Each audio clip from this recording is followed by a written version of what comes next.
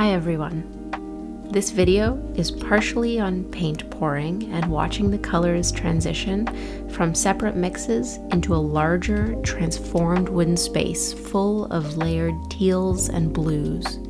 And partially, this is on transformation more broadly, as I sit here and stretch paint across the panel, because we are in a place of transition. It's May 2020, and many of us are self-isolating and locked down in quarantine from home, while many others are essential workers, carefully maneuvering a newly defined public space, supporting daily healthcare, food delivery, and services for communities.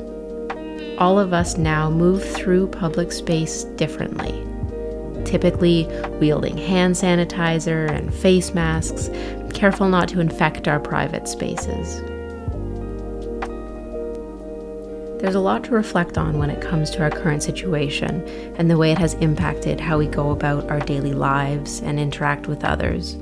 But there's also a lot of reflection we can do on how this will change the way we move through places like the grocery store, pharmacies, local bakeries, concerts, fairs, streets, and even parks after all of this is behind us.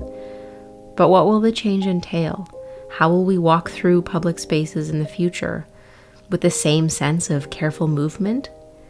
Martin Heidegger states that what seems natural to us is probably something familiar in a long tradition that has forgotten the unfamiliar source from which it arose.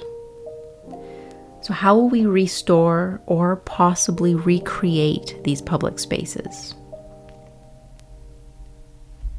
According to Henri Lefebvre, it is to be noted that a deserted street at 4 o'clock in the afternoon has as strong a significance as the swarming of a square at market or meeting times. So the way we walk by someone in a supermarket, or the number of times we decide to go shopping in a week, has drastically changed and may continue to change even after COVID-19 has come and gone. In Lefebvre's work, The Production of Space, he states that nothing disappears completely. In space, what came earlier continues to underpin what follows. Pre-existing space underpins not only durable spatial arrangements, but also representational spaces and their attendant imagery and mythic narratives. This suggests that remnants of the precautions we are currently taking, the ways we cautiously interact with people in public spaces, and the way we are remotely teleworking and socializing where possible surely won't snap back to what we once knew.